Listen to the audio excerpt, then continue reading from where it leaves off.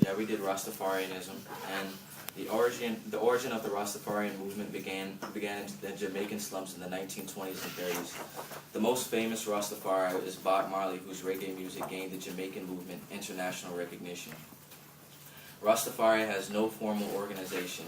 Most Rastafarians see Rastafari as more of a way of life than a religion. They believe that the divinity or messiahship of the Ethiopian emperor Haile Selassie is the influence of Jamaican culture and the resistance of oppression and pride in African heritage. So, the Rastafarian pretty much began in 1930, November 2nd, 1930, which was the coronation of Haile Selassie, where he came into power in Ethiopia as the emperor. And as you can see, it's a timeline.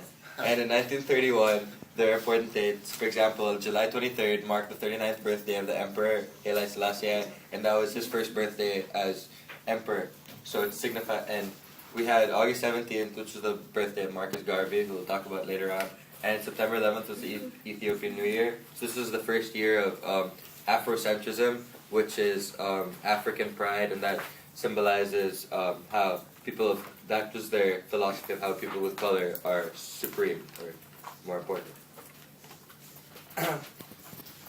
And so we have the founding father of Rasta right here, Leonard Howell, and he was who was said to be the first Rasta, as he sort of was the one who adopted the preachings of Haile Selassie and this author, Marcus Garvey. Now in 1935, Haile Selassie was declared Time Magazine's Person of the Year, as you can see, which was kind of the coming out of this religion and this new philosophy of how to live life. In 1936, Haile Selassie left the throne, which was terrible. And now we're moving on to the 1940s already. So on June 10th, 1940, Marcus Garvey died.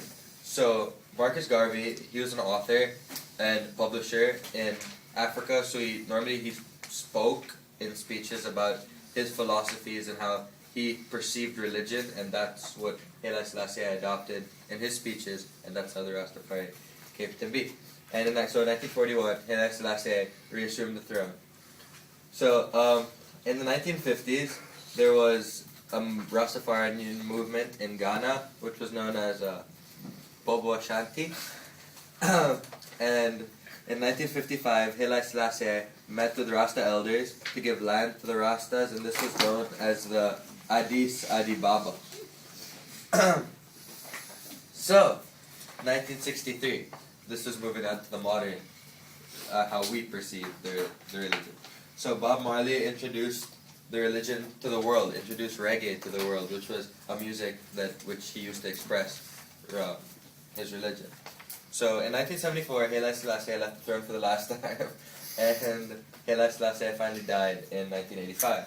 So in 1981, Bob Marley died as well, on May 11th. And during his 18 years as a singer, and when he became a star, he introduced the world to his way of life. For example, the dreadlocks. No one really knew why he had dreadlocks, but he came out in an interview and he said that dreadlocks were used to contrast the straight thin hair of the oppressors, who were the light-skinned individuals in Africa at the time.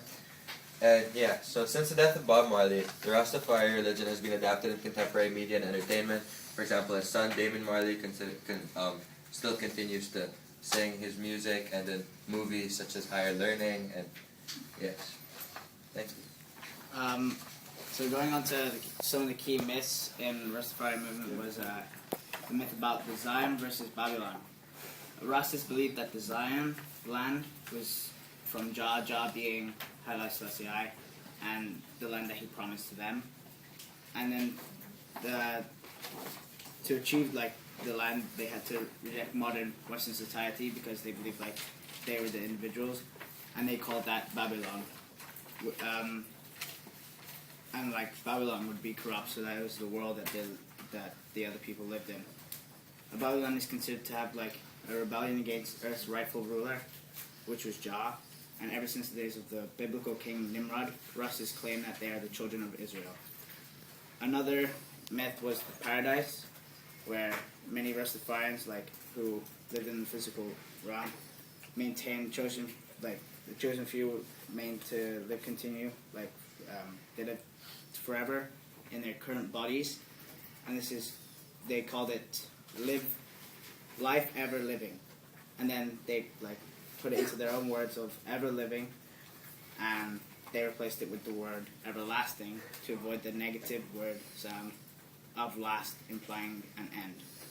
Rastas say that their life will never end, but will be ever living, and with Jah as their king and as their official language.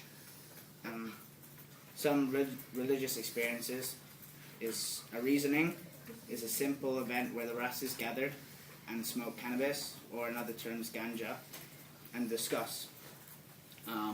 The person honored by being the person that is honored is being allowed to light the herb and says a short prayer beforehand, and the ganja is passed in a clockwise fashion, except in some times of war when it's passed counterclockwise.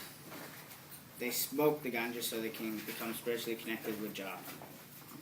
Another experience is groundation, is a holy day, and the name derives from Bingi, and that is derived from Naya Bingi, which is like some musical Rasta belief, and they're believed to be an ancient but is now extinct order to.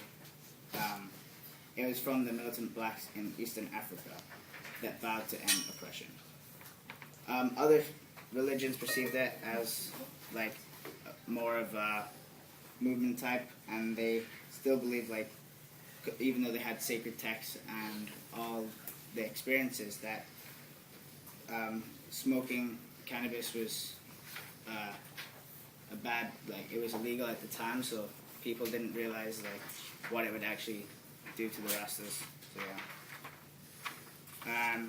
It was connected with Christianity, Ethiopian Orthodox Christianity, Protestant Christianity, and Judaism. And there are no like actual churches, but people gather in communities and preach about Rastafarianism, and religious figures was guys such as Vernon Carrington. He was a prophet, god in the Rastafarian religion. Joseph Hibbert and Mortimer Plano were the first elders to lead Rastafarianism in Jamaica. Yeah. So, yeah. Also, a typical Rastafarian, which is, as you can see, with the dreadlocks, who dresses leisurely, smokes what they call cannabis in a circle, is considered a typical or stereotypical Rastafarian. So you can't really perceive a Rastafarian as an extremist. Also, it's an inclining religion that's been popularized by contemporary media, and it's largely popular in Latin America, certain parts of South America, and Africa. Oh yeah, and by Rastafari, it means it was first Haile Selassie's original name, and they took that and made it into their own.